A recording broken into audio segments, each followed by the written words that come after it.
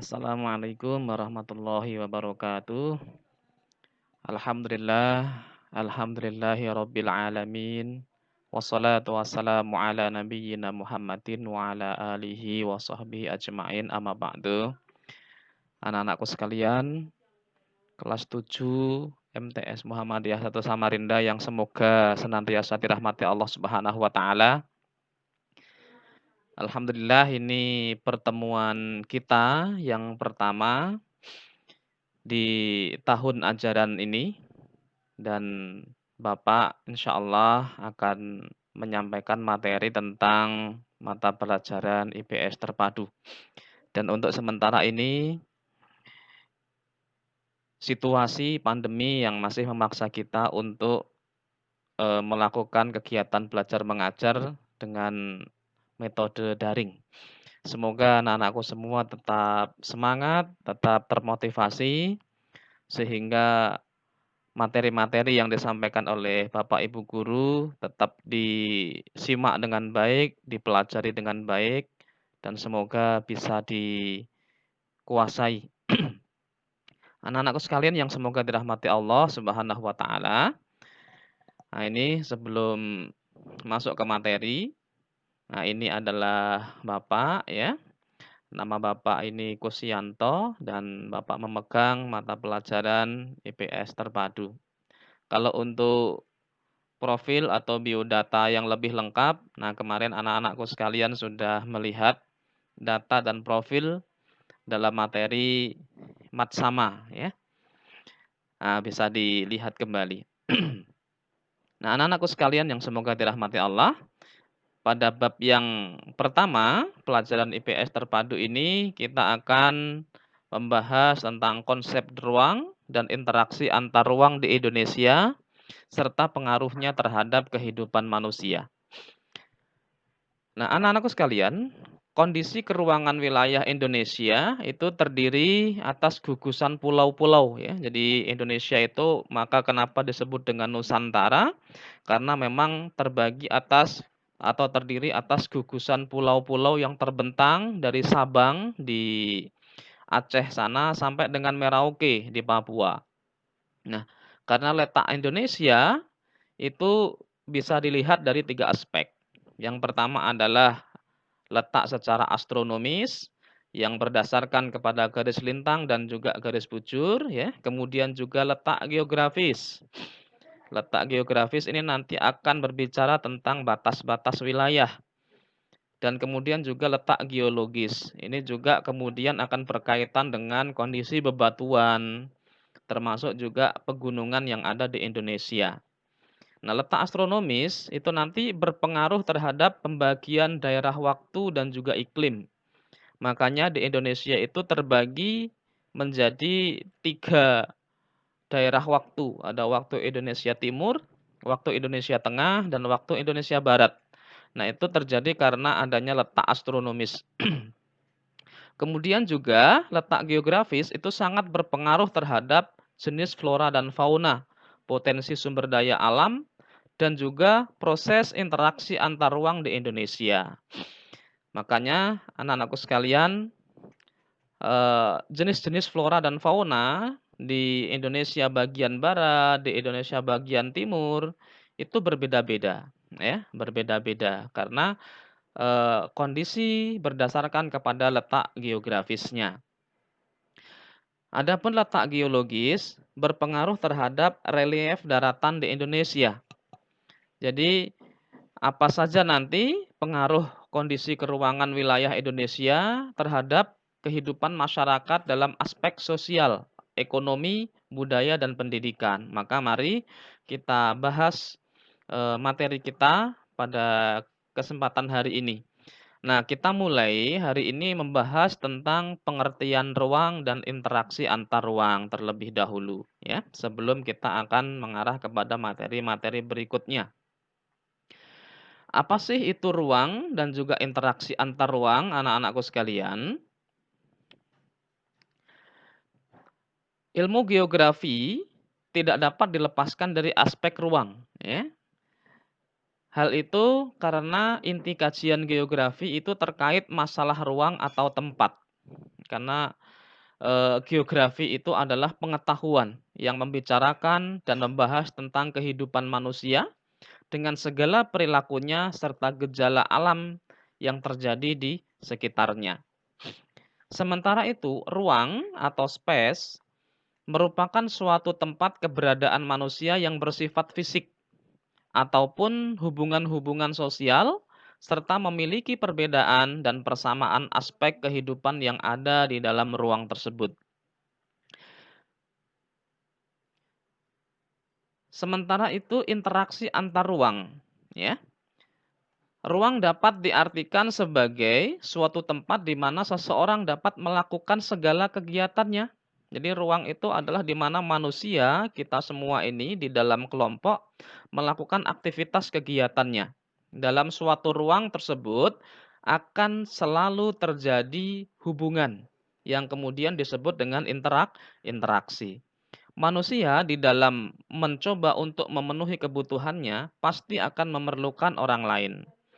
Maka kenapa di dalam kehidupan sosial di dalam masyarakat pasti akan terjadi interaksi antara eh, manusia satu dengan manusia yang lain, baik itu individu dengan individu, individu dengan kelompok maupun kelompok dengan kelompok. Nah, ini misalnya adalah hubungan atau interaksi manusia dengan alam sekitar dan hubungan atau interaksi antara warga desa dengan warga kota. Karena adanya saling membutuhkan, ya, antara, eee, daerah satu dengan daerah lain dan juga antara warga desa dengan warga kota. Karena ada yang ada di kota tetapi tidak ada di desa, dan ada juga yang tersedia di desa tetapi tidak ada di kota. Sehingga nanti mereka akan saling membutuhkan, saling melengkapi, terjadilah interaksi di sana. Interaksi terjadi sebagai salah satu bentuk aktivitas manusia. Ya, interaksi dapat terjadi karena beberapa hal, ya. Contoh, interaksi yang terjadi antar manusia yang berbeda tempat. Jadi manusia yang ada di desa dengan yang ada di kota. Itu terjadi interaksi muncul karena perbedaan ketersediaan alat penunjang aktivitas manusia. Ya, misalnya di desa itu tersedia akan hasil-hasil pertanian. Jadi untuk kebutuhan pokok hidup manusia itu tersedia di sana. Baik itu bahan makanan pokok termasuk sayuran, ya. Sementara di kota itu akan terjadi atau tersedia alat-alat kebutuhan yang berkaitan dengan industri. Ya, termasuk juga alat-alat elektronik yang mana itu juga dibutuhkan. Ya, jadi ketika pertanian nanti juga memerlukan alat-alat atau teknologi-teknologi, maka juga pasti akan membelinya dari kota atau membutuhkan itu dari masyarakat kota. Begitu juga sebaliknya, masyarakat kota ketika untuk memenuhi kebutuhan hidupnya sehari-hari, ya pasti kemudian akan juga mendatangkan beras, sayur, dan lain sebagainya dari masyarakat yang ada di pedesaan. Nah, anak-anakku sekalian yang semoga dirahmati Allah. Nah, dari Ervin Tarto, dari pusat ke arah lingkaran-lingkaran luar, ya. Tadi ini berkaitan dengan interaksi antara masyarakat desa dengan masyarakat kota. Nah, ini disimbolkan dengan lingkaran yang semakin ke dalam dia semakin kecil, ya. Nah, lingkaran yang paling dalam yang berwarna merah, ya, yang berwarna merah ini adalah masyarakat kota, ya, di mana pusat kegiatan itu terjadi, pusat-pusat industri terjadi, ya. Ini adalah masyarakat kota. Kemudian sedikit keluar lagi, yang berwarna orange atau nomor 2 ini adalah suburban, di mana ini adalah tempat tinggal para pengelaju, ya, yang mereka beraktivitas juga dan hampir mirip-mirip dengan masyarakat kota. Karena mereka sesungguhnya juga masih, pola hidupnya, tidak berbeda dengan masyarakat kota. Kemudian keluar sedikit lagi yang berwarna kuning ini adalah wilayah peralihan dari kota dengan desa, ya. Jadi masyarakat yang berada tinggal di wilayah peralihan antara desa dan kota. Nah, anak Nah, sementara keluar lagi untuk yang warna putih itu adalah merupakan wilayah terluar dari kota. Dan mereka adalah masyarakat yang sudah hampir, jadi pola hidupnya itu setengah pola hidup kota, setengah juga pola hidupnya desa gitu ya. Kemudian yang warna hijau, yang nomor 5 itu adalah wilayah dengan penggunaan lahan campuran ya. Sementara yang warna biru paling luar itu adalah masyarakat pedesaan. Nah, masing-masing warna ini, lingkaran dengan warna masing-masing ini, mereka itulah yang disebut dengan ruang dan kemudian mereka nanti akan melakukan interaksi antar ruang-ruang yang ada gitu ya. Di mana mereka tinggal dalam rangka untuk memenuhi kebutuhan hidupnya sehari-hari. Nah, anak-anakku sekalian, interaksi yang terjadi dalam suatu keruangan itu terjadi karena adanya faktor-faktor yang mempengaruhi, ya. Ada 3 faktor utama yang mendasari atau mempengaruhi timbulnya interaksi keruangan, ya. Ketiga faktor itu yang pertama adalah adanya wilayah-wilayah yang saling melengkapi. Karena masing-masing wilayah memiliki sumber potensial yang berbeda atau regional complementarity.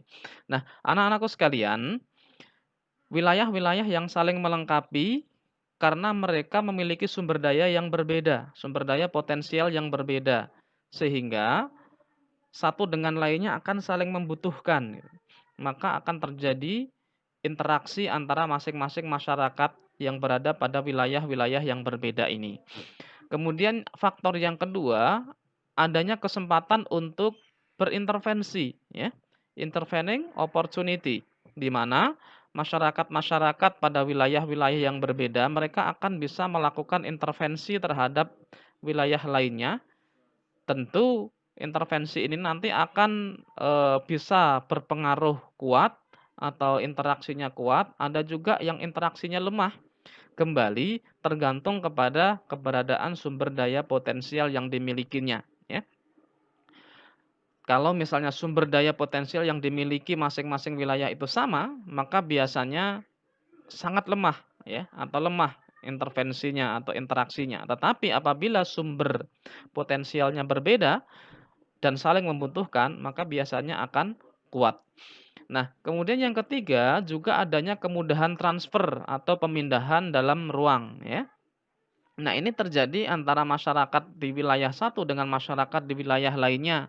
Ketika sekarang semuanya serba mudah, serba teknologi, dan serba praktis, pemindahan-pemindahan atau pengangkutan, transportasi, dan lain sebagainya, maka menyebabkan masing-masing ruang ini tadi bisa lebih mudah di dalam melakukan proses interaksi. Nah, ini adalah contoh ya, regional complementarity. Nah, ini contohnya adalah regional complementarity ini wilayah A surplus sumber daya X ya, tetapi minus sumber daya Y dan minus sumber daya Z. Sementara wilayah B surplus sumber daya Y tetapi mereka minus sumber daya X dan minus sumber daya Z. Wilayah C surplus sumber daya Z, tetapi mereka minus sumber daya X dan juga minus sumber daya Y. Nah, karena masing-masing wilayah antara wilayah A, wilayah B, dan wilayah C ini tadi, surplus potensial sumber daya yang dimilikinya berbeda, dan juga minus-minusnya, kekurangan-kekurangan sumber daya yang dimiliki oleh wilayah-wilayah tersebut ternyata dimiliki oleh wilayah-wilayah lainnya. Seperti halnya wilayah A minus sumber daya Y, tetapi ternyata sumber daya Y itu dimiliki oleh wilayah B, sehingga akan terjadi interaksi, ya, ya, adanya hubungan ketergantungan. Dan juga wilayah A ini minus sumber daya Z. Dan ternyata sumber daya Y ini dimiliki oleh wilayah C. Sehingga juga akan ada ketergantungan antara wilayah A terhadap wilayah C. Dan ternyata juga wilayah B ini minus sumber daya X. dan ternyata sumber daya X dimiliki oleh wilayah A. Nah, sehingga terjadilah interaksi lagi gitu. Dan juga wilayah B minus sumber daya Z dan itu dimiliki oleh wilayah C. Nah, begitu juga wilayah C minus sumber daya X dan ternyata dimiliki oleh wilayah A. Dan minus sumber daya Y dan ternyata dimiliki oleh wilayah B ya. Jadi masing-masing wilayah, masing-masing ruang ini tadi karena surplus dan minusnya berbeda dan kekurangannya dimiliki oleh wilayah-wilayah lainnya, maka akan menimbulkan hubungan ya, interaksi, keterikatan. Nah, anak-anakku sekalian, tentu sebagai suatu contoh adalah ya misalnya masyarakat di Jawa ya, yang notabene mereka di sana adalah pusat-pusat industri, kemudian juga mungkin masyarakat di Maluku, di sana adalah pusat perikanan ya. Kemudian juga masyarakat di Kalimantan misalnya kaya akan hasil hutan. Jadi masyarakat di Kalimantan sebenarnya kita ini membutuhkan ikan, kalau misalnya kekurangan ikan bisa bergantung atau mendatangkan dari Maluku. Begitu juga kalau memerlukan, hasil-hasil industri, produk-produk tertentu bisa mendatangkan dari Jawa. Begitu juga ketika masyarakat Jawa, mereka kekurangan hasil hutan, mendatangkan dari Kalimantan, ya. Dan kalau kekurangan ikan bisa mendatangkan dari masyarakat yang ada di Maluku. Begitu juga dengan yang ada di Maluku. Ketika mereka misalnya kekurangan hasil hutan bisa mendatangkan dari Kalimantan. Ya, misalnya tentu rotan ya, kelapa sawit dan lain sebagainya. Misalnya juga mereka memerlukan barang industri bisa, mendatangkannya dari Pulau Jawa atau masyarakat yang ada di Jawa. Jadi ketergantungan di sinilah yang kemudian terjadi regional complementarity. Nah, kemudian yang tadi faktor kedua yaitu adalah intervening opportunity ya, di mana wilayah A, wilayah B, dan wilayah C kalau di dalam, pola ini Anda bisa lihat anak-anakku sekalian, kayak wilayah A ini sebenarnya dia surplus sumber daya X, tetapi dia minus sumber daya Y. Sementara wilayah B, dia surplus sumber daya Y, minus sumber daya X, ya.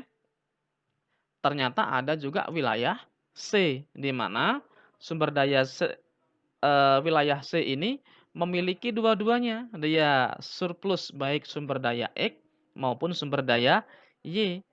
Nah, sehingga ini bisa, menjadi salah satu, sebab interaksinya kuat atau lemah gitu ya, kuat atau lemah. Misalnya wilayah A, wilayah ini dia kekurangan sumber daya Y, ternyata bisa disuplai oleh wilayah C yang kebetulan dia juga memiliki kelebihan sumber daya Y. Wilayah B, dia minus sumber daya X dan ternyata juga itu dimiliki oleh wilayah C. Ya, karena wilayah C ini surplus baik X maupun Y sehingga dia bisa mensuplai kebutuhan eh, wilayah A akan sumber daya Y dan dia juga bisa mensuplai kebutuhan masyarakat di wilayah B yang kekurangan sumber daya X.